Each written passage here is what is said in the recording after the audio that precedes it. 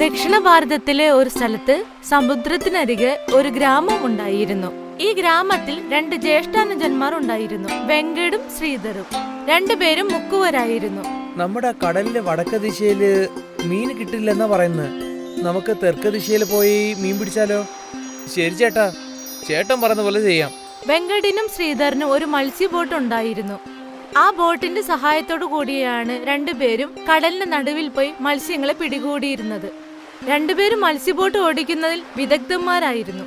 കടലിന്റെ നടുവിൽ എത്ര വലിയ തിരമാലകൾ വന്നാലും അതൊന്നും വകവയ്ക്കാതെ അവർ ധൈര്യമായി ബോട്ട് ഓടിക്കുമായിരുന്നു. എന്റെ ചേട്ടാ, അടിപൊളിയായിട്ടുണ്ട്.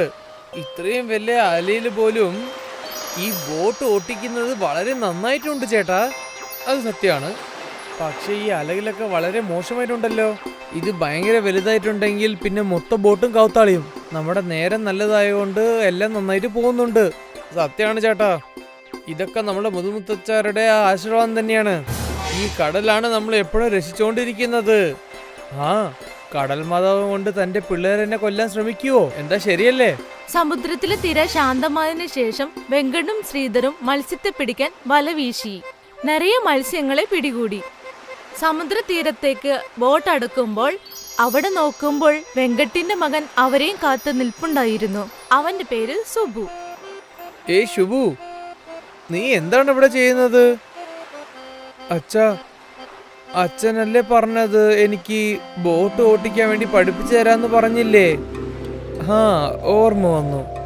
എന്റെ ദൈവമേ, ഇത്രയും വലിയ മീനുകളോ?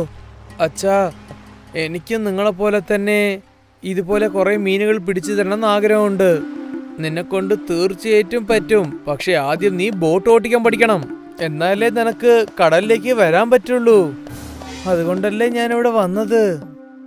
ശ്രീധർ, നീ മീനുകളൊക്കെ എടുത്തിട്ട് പോയി വിറ്റിട്ട് വാ. ഞാൻ പോയിട്ട് ശുഭുവിന് ബോട്ട് എങ്ങനെയാണെന്ന് പഠിപ്പിച്ചു കൊടുത്തിട്ട് വരാം. ശരിയേട്ടാ. വെങ്കട് ചെറിയ തോണിയിൽ കയറി പോയി. അതിനുശേഷം സ്വന്തം മകനെ അതെല്ലാം പഠിപ്പിച്ചു. എങ്ങനെ തോണി തുഴയണം, ഏത് ദിശയിലേക്ക് തുഴയണം എന്നിങ്ങനെയുള്ള കാര്യങ്ങളെല്ലാം. ഇത് വളരെ എളുപ്പമായിട്ടുണ്ട് അച്ഛാ.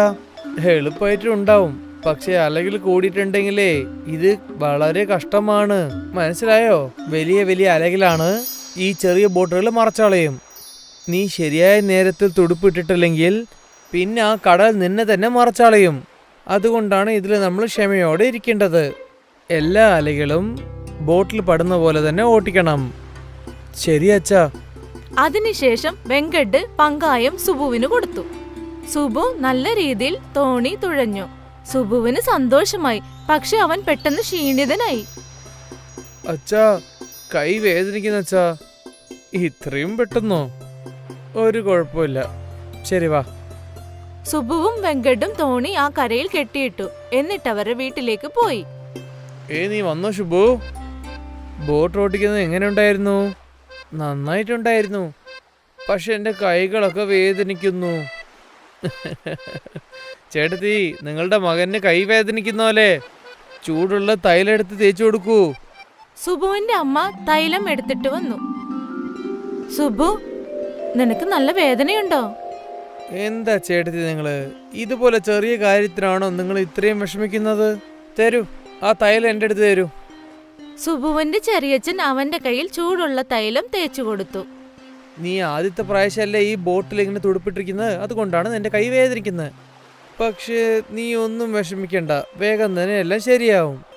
ശരി. സുബുവിന്റെ അമ്മ സുബുവിന് വേണ്ടി മഞ്ഞളിട്ട പാൽ എടുത്തിട്ട് വന്നു.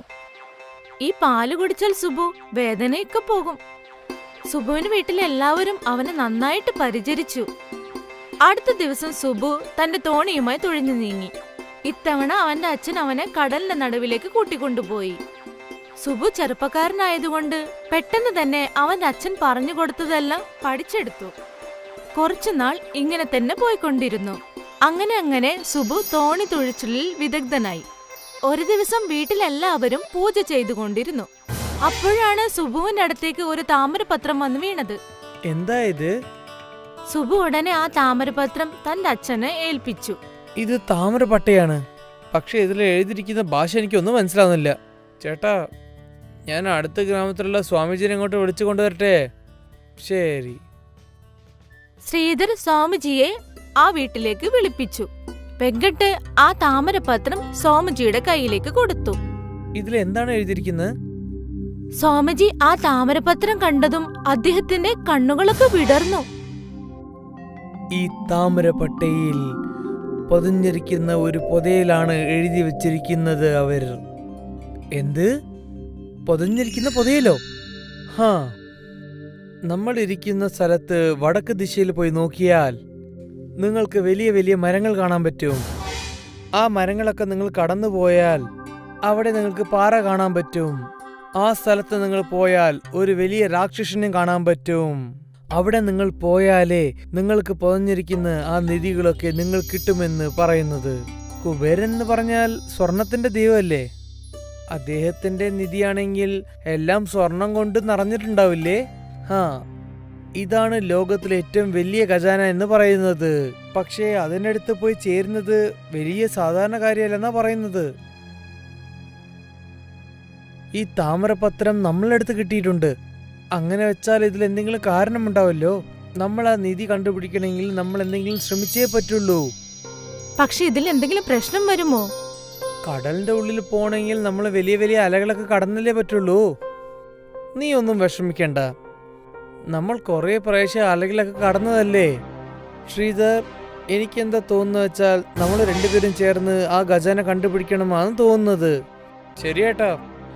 അതിനുശേഷം വെങ്കട്ടും ശ്രീധറും കുബേരന്റെ നിധി കണ്ടുപിടിക്കണമെന്ന് തീരുമാനിച്ചു. കുറച്ചു ദിവസത്തിനു ശേഷം വെങ്കട്ടും ശ്രീധറും കുറച്ച് ആളുകളുടെ കൂടെ യാത്ര പുറപ്പെട്ടു, ആ കുബേരന്റെ നിധി കണ്ടുപിടിക്കുന്നതിന് വേണ്ടി. ശ്രീധർ, ഇന്ന് വലിയ വലിയ അലകളാണ് ഉള്ളത്. അതേട്ടാ. വെങ്കട്ട് ശ്രീധറും വലിയ വലിയ തിരകളെ ഒന്നും ശ്രദ്ധിക്കാതെ പോയിക്കൊണ്ടിരുന്നു. അങ്ങനെ ഒരുപാട് ദൂരം യാത്ര ചെയ്തതിനു ശേഷം അവർ ഉദ്ദേശിച്ച സ്ഥലത്ത് എത്തിച്ചേർന്നു. നമ്മൾ കടലിൽ നിന്ന് കുറെ ദൂരം വന്നല്ലോ, പക്ഷേ ആ ദ്വീപ് നമുക്ക് കാണാൻ പറ്റുന്നില്ലല്ലോ. ശ്രീധർ അങ്ങോട്ട് നോക്കിയപ്പോൾ ദൂരത്തിൽ ഒരു വെളിച്ചം കണ്ടു. ഒരു പക്ഷേ നമ്മൾ ഇങ്ങോട്ട് പോണോ? മത്സ്യബോട്ട് ആ ദിശയിലേക്ക് അവർ തുഴഞ്ഞു. കുറച്ചു ദൂരത്തിനു ശേഷം അവർ ഒരു ദ്വീപിലേക്ക് എത്തിച്ചേർന്നു. രണ്ടുപേരും ഭയങ്കര സന്തോഷത്തോടുകൂടി ആ ദ്വീപിൽ നടന്നു നീങ്ങി. ആ താമരപ്പട്ടം പറഞ്ഞത് ശരിയാന്ന് തോന്നുന്നത്. കടലിൽ നിന്ന് ഇത്രയും ദൂരം വന്നതിന് ശേഷം ഈ ദ്വീപ് കണ്ടെത്തി നമ്മൾ. ഇപ്പോൾ ആ ദ്വീപിലുള്ള രാക്ഷസനടുത്ത് സംസാരിച്ചേ പറ്റുള്ളൂ. രണ്ടുപേരും അങ്ങോട്ടും ഇങ്ങോട്ടും നോക്കുന്നതിനിടയിൽ ഒരു വയസ്സായ മനുഷ്യൻ ഒരു വിചിത്ര രൂപത്തോടുകൂടി അവരുടെ അടുത്തേക്ക് വന്നുകൊണ്ടിരുന്നു. ആരാണ് നിങ്ങളൊക്കെ? ഇവിടെ എന്തിനാണ് നിങ്ങൾ വന്നത്? ഞങ്ങൾ മീൻകാരാണ്. ഞങ്ങളുടെ വീട്ടിൽ താമരപ്പട്ട കണ്ടിട്ടാണ് ഞങ്ങൾ ഇവിടെ എത്തിയിരിക്കുന്നത്. അതിൽ കണ്ടിട്ടാണ് ഞങ്ങളിവിടെ വന്നിരിക്കുന്നത്, കുബേരന്റെ ഖജാന കണ്ടെത്താൻ വേണ്ടി. ആ കുബേരന്റെ ഖജാന വെച്ചിട്ട് നിങ്ങൾ എന്താ ചെയ്യാൻ പോകുന്നത്? എന്ത് ചെയ്യും നിങ്ങൾ ചോദിച്ചാൽ, അത് വന്നാൽ ഞങ്ങൾ വലിയ പൈസക്കാരാവില്ലേ? ലോകത്തിലെ ഇതാണ് വലിയ പുതയൽ. അത് കിട്ടിയിട്ടുണ്ടെങ്കിലേ ഈ ലോകത്തില് ഞങ്ങളാണ് വലിയ പൈസക്കാര്. ആ വയസ്സായ മനുഷ്യൻ ഉടനെ അപ്രത്യക്ഷമായി പോയി. ഇയാൾ എവിടെയാ പോയത്? ഇയാൾക്കല്ലേ പുതയലിന്റെ രഹസ്യം അറിയുന്നത്? ചേട്ടാ, ഈ ദ്വീപ് വളരെ ചെറുതാണ്. തീർച്ചയായിട്ടും നമുക്ക് ആ പുതയിൽ കണ്ടെത്താൻ പറ്റും. നമ്മളെ തന്നെ തേടാം. ശരി. വെങ്കട്ടും ശ്രീധറും പിന്നെ കൂടെ വന്ന ആളുകളും കുബേരന്റെ നിധി തേടി നടന്നു നീങ്ങി. ശ്രീധർ അപ്പോൾ അവിടെ ഒരു കുഴി കണ്ടു. ഇത് കണ്ട ആരോ ഇതിനു മുമ്പ് തോണ്ടി വെച്ചിട്ടുണ്ടെന്ന് തോന്നുന്നു. നമുക്ക് ഇവിടെ തന്നെയാണ് തോണ്ടേണ്ടത്. ശരി. എല്ലാവരും ചേർന്ന് അവിടെ കുഴി തോണ്ടാൻ ആരംഭിച്ചു. കുറച്ചു നേരത്തെ ശ്രമത്തിനൊടുവിൽ കുഴി വളരെ വലുതായി. അങ്ങനെ ആ വലിയ കുഴിയിൽ എല്ലാവരും ചേർന്ന് ഇരുന്നു. എല്ലാവരും വളരെ ക്ഷീണിച്ചു. എല്ലാവരും വിശ്രമിക്കാൻ ആരംഭിച്ചു. അപ്പോഴാണ് അവിടെ എങ്ങോ ആരോ ചിരിക്കുന്ന ശബ്ദം എല്ലാവരും കേട്ടത്. അപ്പോൾ അവിടെ ആ വയസ്സായ മനുഷ്യൻ നിൽക്കുന്നുണ്ടായിരുന്നു. ആ വയസ്സായ മനുഷ്യന്റെ ശക്തി കൊണ്ട് ആ കുഴിയുടെ മേൽഭാഗം മൂടി. ഇല്ല. ആ വയസ്സായ മനുഷ്യൻ അവരെ എല്ലാവരെയും ആ കുഴിയിലിട്ട് മൂടി. മാസങ്ങൾ കടന്നുപോയി. വെങ്കട്ടിന്റെ കുടുംബം വിഷമിച്ചുകൊണ്ടിരുന്നു. അവര് രണ്ടുപേരും എപ്പോൾ തിരിച്ചു വരും? ഒരുപക്ഷെ അവർക്ക് എന്തെങ്കിലും സംഭവിച്ചിട്ടുണ്ടാവുമോ? അങ്ങനെയൊന്നും പറയല്ലേ. സന്ധ്യയും അപർണയും അതോർത്ത് കരഞ്ഞുകൊണ്ടേയിരുന്നു.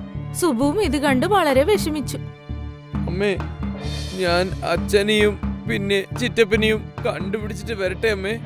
പക്ഷെ നീ സമുദ്രത്തിൽ എങ്ങനെ അത്രയും ദൂരം പോകും? അച്ഛൻ എനിക്ക് മോശമായ സ്ഥിതിയിൽ പോലും പഠിച്ചു തന്നിട്ടുണ്ടമ്മേ. ഞാൻ പോയി അവരെ കണ്ടുപിടിച്ചിട്ട് വരാമേ. സുബു അവന്റെ അമ്മയുടെയും ചെറിയമ്മയുടെയും ആശീർവാദം വാങ്ങിച്ചു. അതിനുശേഷം അച്ഛനെയും ചെറിയച്ഛനെയും തേടി യാത്ര പുറപ്പെട്ടു.